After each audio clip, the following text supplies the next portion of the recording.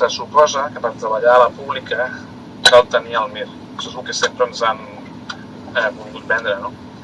De la manera que per poder operar una persona has de ser cirurgià, no només dins de medicina i cirurgia. Si ets dins de medicina i cirurgia, tots els metges, abans estava separat per molts anys, podia ser o metge o cirurgià, pots entrar a quiròfan per ajudar el cirurgià, però el que opera ha de ser especialista en cirurgia. Pues es van voler vendre el mateix per primària.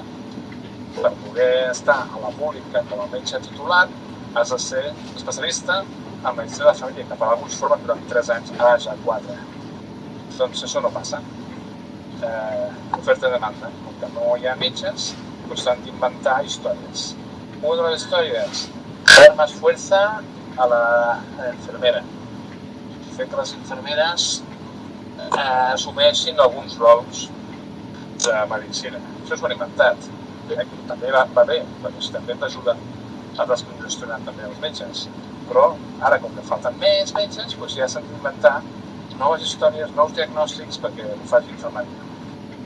Quin ha sigut un altre pas? Doncs això, que han hagut d'agafar gent que no tenen el MIR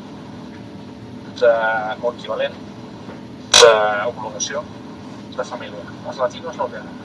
I jo conec bastants metges, la colombiana, que està fent primària.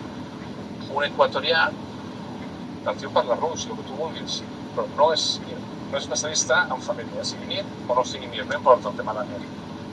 Importa que estiguis homologat amb especialitat. Perquè la gent més vella no tenien MIR, però es van homologar. Van estudiar uns cursos, van fer una història, portant 10 anys fent aquella feina a la primària, se'ls sobreentén que tant en família hi ha MIR. Un altre pas que també es van inventar, perquè com que no hi havia metges, van dir, no, ara que homologar els mestres, que es deien, metges especialistes sense títol oficial. Llavors els van homologar, feien fer 4 cursos i 2 no sé què, i molts podien entrar a les files de metges de família sense ser-ho. Però bueno, aquest almenys no s'ho ha currat d'alguna manera. Doncs aquests nous no. Aquest metge equatorià que et dic està fent primària, treballant a la Bisbal d'Empordà, no d'aquí, i guanya més de 3.000 pavos. Per concepte de distància, i el que diu a Vergonya, perquè vivia a Barcelona i està allà, té una caseta allà, ha d'anar caminant a treballar i guanya més que el que està guanyant jo en aquell temps tenint una especialitat. I ara va ser de guàrdia a l'Open.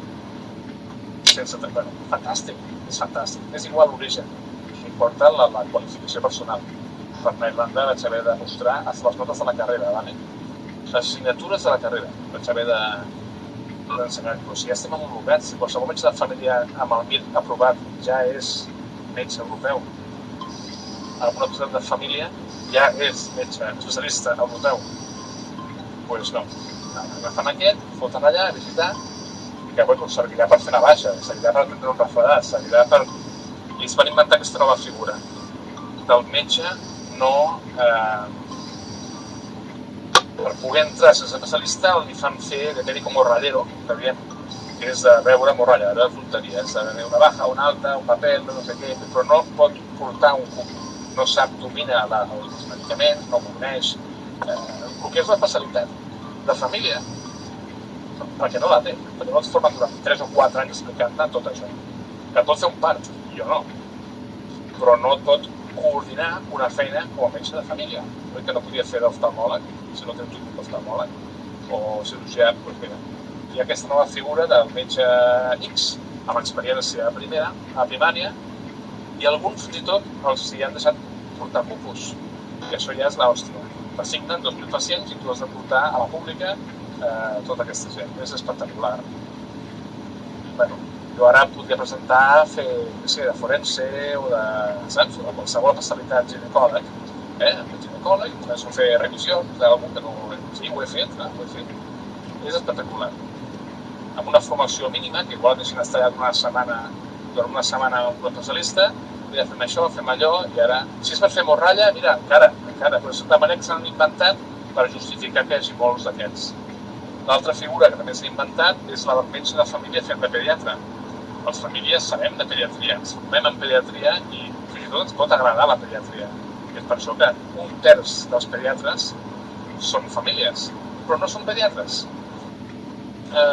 Com tot el que li conlleva. Jo soc partidari que no hauria d'haver-hi pediatria a la primària, perquè veure mocs pot fer-ho qualsevol metge, de família, amb uns coneixements bàsics de mocos. No cal tenir una especialitat de 4 anys hospitalària, has fet UCI, per veure sempre dels nens que com padecia bé, tonteries. Forma qualsevol metge amb això i que ho faci. Però, bueno, això ho fan a Irlanda. A Irlanda no hi ha pediatres a la primària. Però tu fa el GP, el metge generalista, amb formació específica en pediatria. Però aquí estem mal acostumats a que tiene que ser pediatre, és que no és pediatre, i mira, i el pediatre que no és pediatre, el metge que no parla català, el latino que no s'entera, doncs així anem.